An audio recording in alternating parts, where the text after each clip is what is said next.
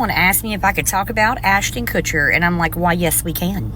But first, let's revisit this situation, because I'm on the fence right now about something. Because everybody's like, oh, not Ashton. So let's just start with Danny Masterson. We have Scientology. But for me, it always comes down to this. Never mind the fact that Ashton has been in several run-ins with the Popo. Let's talk about Ashley Ellerin. Her and Ashton on this day were supposed to be going on a date. The severity of the crime is what gets me still to the day. So Ashton goes over there to go pick her up because she's supposed to be going out with him that night, and she didn't answer the door. So he said that he thought she stood him up. So he peeks through the window at dark and notices wine stains. Just the amount of wine that would be. Freaks out and leaves. That's his official story. But when it came down to it, he said that he saw the wine, freaked out, went and called, sat in his car for an hour outside of her apartment, an hour, and calls Danny Masterson and his PR team. So recently, it's been stated by his ex-girlfriend, Christy Bixler, Dear Ashton, I know the secrets your role model keeps for you, ones that would end you. Did you forget I was there? You were on speakerphone that night you called Danny on February 21st, 2001. I hear everything. I heard the plan. In my opinion, you're just as sick as your mentor. So we have Danny Masterson, the Scientologist, and Ashton Kutcher that practices this. Then now we have the ex-girlfriend, live-in girlfriend, that he was on the speakerphone with the night of the unaliving, saying what she just said. And as it says here, it's being dredged back up.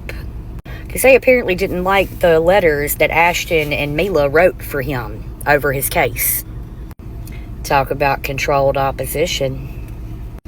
This was his child trafficking recovery service. But better yet, let me tell you what it's really about.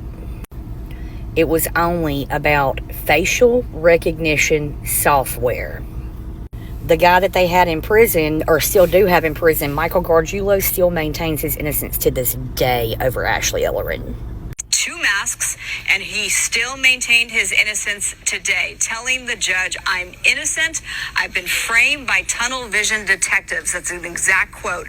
Gargiulo was convicted 2 years ago for killing 22-year-old Ashley Ellerin right there in her Hollywood bungalow. The police said, and it's the way she was positioned, it was apparent that the suspect wanted us to find her. Whoever did this only had one intention: to inflict bodily harm, to inflict pain.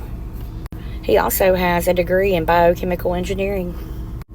Ashton did not gain his hundreds of millions of dollars from his Silicon Valley big tech investments, nor because he's a smart investor.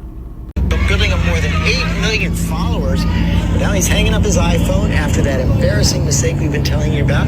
Andrew Kenning is here with more. Andrew, he just seems so epically clueless with that tweet about Joe Paterno. Oh yeah, and he certainly heard about that cluelessness from his fans, George, that is for sure. Kutcher says he didn't know about the scandal involving Paterno. He thought Paterno was being fired for her performance and his age. The backlash over his tweet was swift, with fans calling him an idiot, a moron, and a lot worse.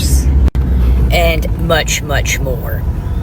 So the reason why at the beginning of the video I said I was on the fence about this is because I am not saying that what he did wasn't extremely wrong, but Ashton didn't see anything wrong with it, even though the rumors and everything that they both knew on each other, they were still tight. So my question is, what's he taking the fall for? The only thing they ended up getting him on was hindering an investigation.